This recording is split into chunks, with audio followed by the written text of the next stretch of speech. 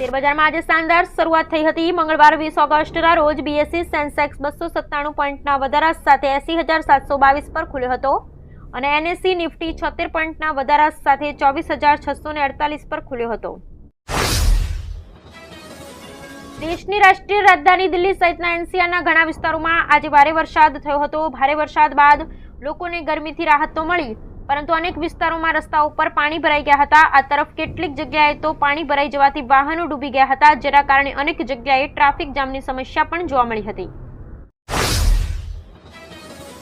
રાજકોટથી એક દર્દનાક અકસ્માતના સમાચાર સામે આવ્યા છે। આજે વહેલી પરોઢે નેશનલ હાઈવે મોતની ચિચિયારીઓથી ગુંજી ઉઠ્યો હતો। પ્રાથમિક વિગત મુજબ આજે વહેલી સવારના સમયે હાઈવે પર બે કાર વચ્ચે દર્દનાક અકસ્માત સર્જાયો હતો। આ અકસ્માત એટલો બધો ભયંકર હતો કે આ દુર્ઘટનામાં 3 વ્યક્તિઓના તો ઘટના સ્થળે જ કમકમાટી ભર્યા મોત નીપજ્યા।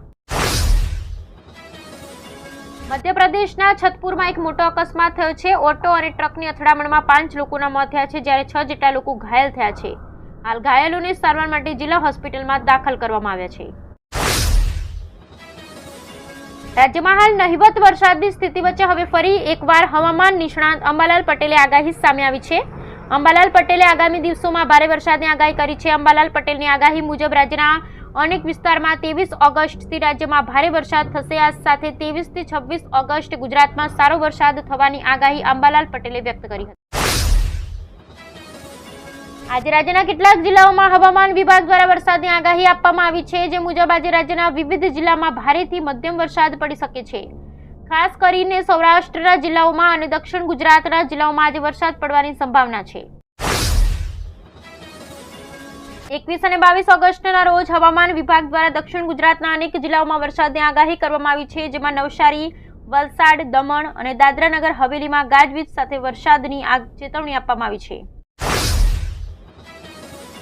ભારત પાકિસ્તાન મેચના સ્ટ્રીમિંગને લઈ ઈડીની મોટી કાર્યવાહી સામે આવી છે। વાસ્તવમાં અમદાવાદ ઈડીની ટીમે દેશના 20 સ્થળોએ દરોડા પાડ્યા છે। આ તરફ હવે તપાસમાં સામે આવી છે કે પાકિસ્તાનના અઝહર સાથે ઊંઝાના દિવ્યાંશુ પટેલ સંપર્કમાં હતો। આ દરોડામાં ઈડીએ 2 કરોડની ક્રિપ્ટોકરન્સી જપ્ત કરી।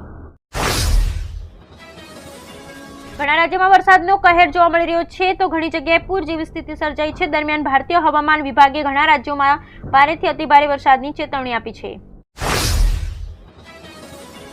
જમ્મુ કાશ્મીરના બારામુલ્લામાં ભૂકંપના આંચકા અનુભવાયા છે। નેશનલ સિસ્ટમોલોજી સેન્ટર અનુસાર રિક્ટર સ્કેલ પર ભૂકંપની તીવ્રતા 4.9 માપવામાં આવી હતી। અચાનક આવેલા ભૂકંપથી સ્થાનિક લોકોમાં ભયનો માહોલ સર્જાયો હતો। જો કે ભૂકંપના કારણે કોઈ નુકસાનના સમાચાર નથી।